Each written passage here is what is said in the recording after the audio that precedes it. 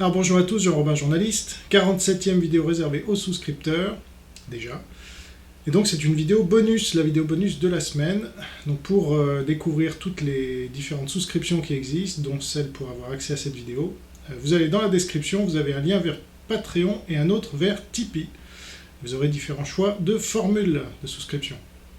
Alors, avant de rentrer dans le vif du sujet de cette vidéo, je vous informe que je vous donnerai dans cette vidéo, justement réservée aux souscripteurs, une information sur Hong Kong, là, que j'ai eue au tout dernier moment, là, que je viens de recevoir, qui est très importante pour l'avenir de Hong Kong et que je n'avais pas eu au moment, donc je viens de publier ma vidéo sur Hong Kong, comme vous le savez, il y a 2 jours, et donc ça s'accélère un peu là-bas, et donc on a des nouvelles informations, je vous en donnerai une qui, à mon avis, ne filtrera pas avant longtemps dans les médias français, et qui permet d'en savoir plus sur ce qui va se passer à Hong Kong dans les semaines qui viennent.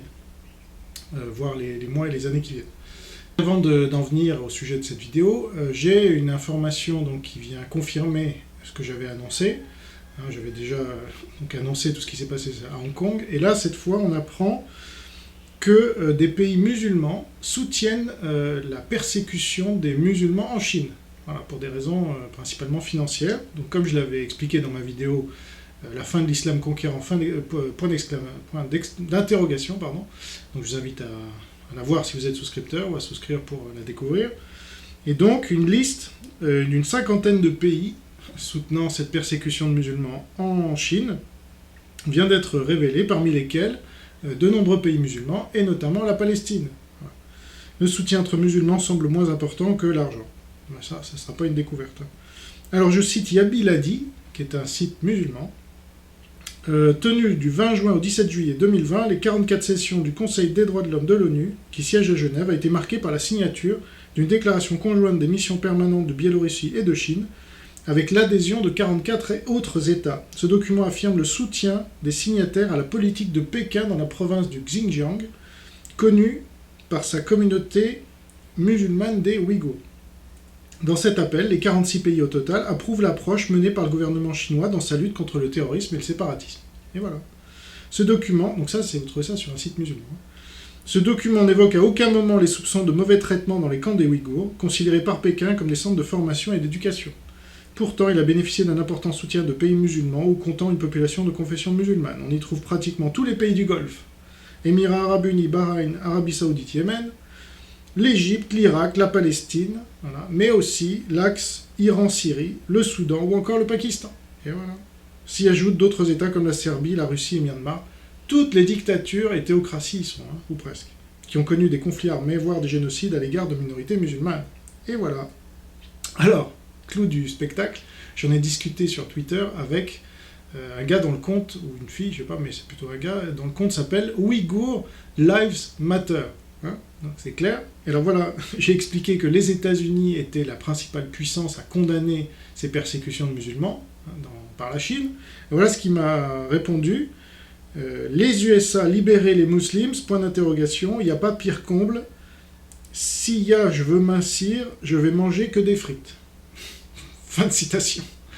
Et voilà, la dissonance cognitive illustrée par rapport à ça, et je l'avais déjà annoncé dans ma vidéo, donc la plupart des pays musulmans rejoignent la Chine, l'Iran, le Pakistan, donc sunnites, chiites, peu importe, l'Algérie aussi, qui, alors, je ne sais pas si elle est signataire de cette charte, mais en tout cas, elle s'équipe en armement russe notamment, enfin, voilà, c'est dans toute la...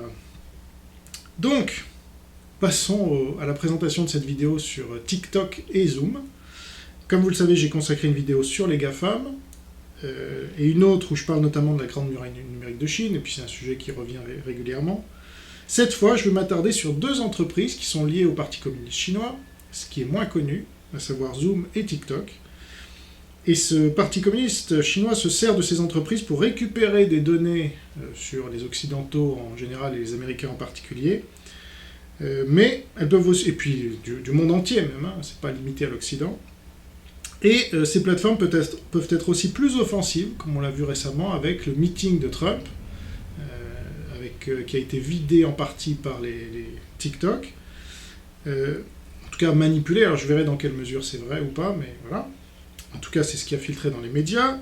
Et donc, comme pour Huawei, le problème, c'est que la plupart des utilisateurs de ces plateformes, Zoom et TikTok, ignorent les liens avec le Parti communiste chinois. Tout comme ils n'ont pas conscience du danger que représente le fait de confier leurs données personnelles à la pire dictature du monde. D'où l'importance d'interdire ces marques, comme la Chine vient de le faire, l'Inde vient de le faire. 59 applications dont TikTok ont été interdites en Inde. Voilà, comme ça il n'y a pas de possibilité de transfert de données à la Chine communiste.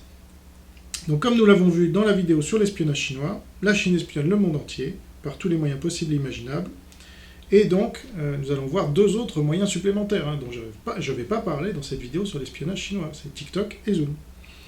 Donc TikTok, pour ceux qui ne connaissent pas, c'est une société de partage de courtes vidéos, et Zoom, une plateforme de visioconférence. Et donc ces deux entreprises ont connu une croissance gigantesque là, ces derniers mois, voire dernières semaines, pour TikTok avec les événements Black Lives Matter.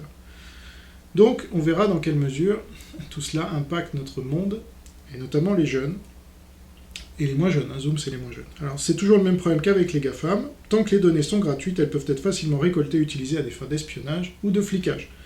Mais quand en plus ces plateformes en question sont susceptibles de rapporter ces datas au cœur de la bête du Parti communiste chinois, et imposer au monde un standard totalitaire, cela devient très préoccupant. La Chine cherche à imposer son système au monde entier, en utilisant l'outil le plus démocratique au monde, Internet, pour en faire l'outil le plus totalitaire. Donc je parlerai en détail de ces deux entreprises, de la propagande qu'on peut y trouver. Vous allez voir, j'ai trouvé des pépites, notamment sur TikTok, parce qu'il y a une version en Chine de TikTok qui s'appelle Autrement, et je vous dirai comment, et une version en Occident qui s'appelle TikTok.